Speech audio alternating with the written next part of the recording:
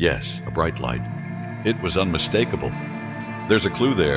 Did someone turn on a light? No, that can't be it. From the start, I could faintly sense something through the darkness.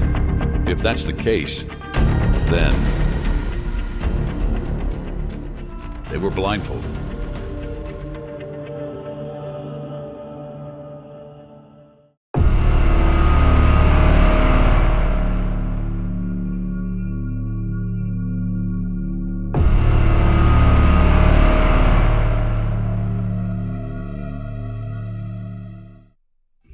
With nothing visible in the black box, we're left with no information to go on. Still, I need to piece together what I can. It's been a year since the sudden emergence of the black box, and yet there's still so much that we don't know. Even the researchers assigned to study them seem to be making little progress. Let's start by summarizing the key features of the black box. First, the black box is a sphere that records the last 10 minutes before a person's death. Second, the black box only captures visual information. It does not record sound, smell, or any other sensory data. Third, the black box disappears exactly 1 week after its creation, along with the body. Fourth, the black box develops fractures over time, which can be used to estimate when it was created.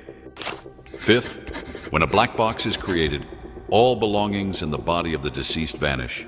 Sixth, the black box remains fixed at the location where it was created and cannot be moved. Let's revisit the details of the case. There were a few things that stood out. First, the victim's vision was obscured by something. Most likely, it was a black cloth. What I saw faintly through the patterns must have been the room's outline, viewed through the gaps in the material. Second, there was the bright light at the end. If I assume the victim's eyes were covered, the light must have come through as the cloth was removed in the final moments. That's all I can deduce for now.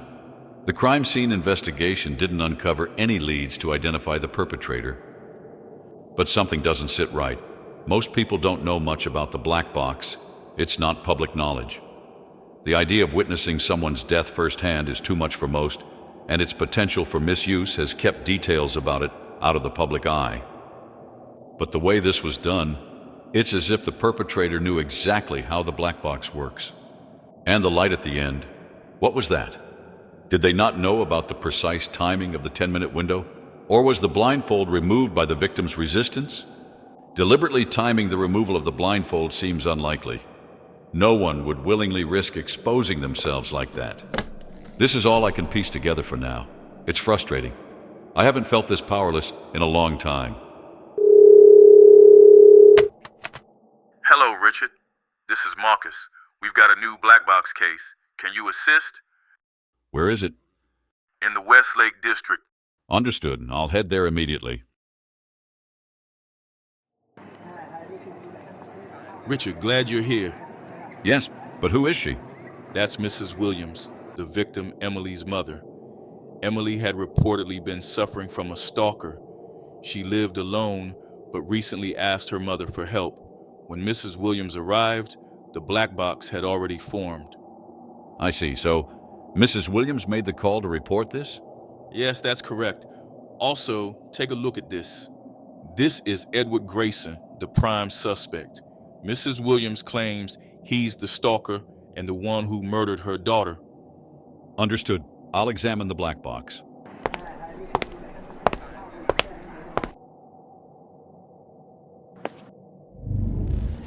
Is this Emily's room?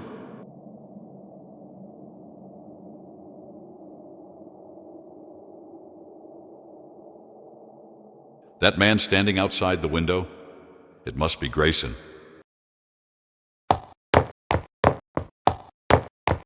She headed downstairs the moment she saw Grayson.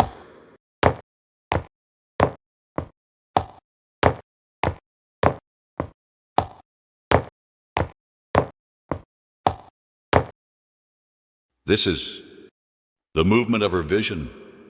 It's as if she was struck on the head.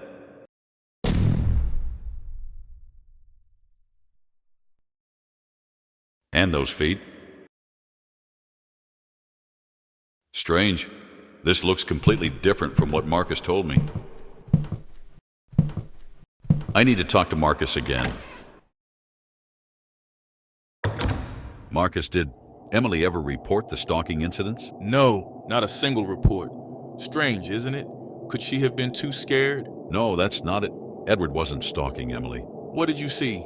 Emily's vision did show Edward, but her reaction was strange. If she felt threatened, she would have called the police or her mother. Instead, she rushed to the door like she was eager to let him in.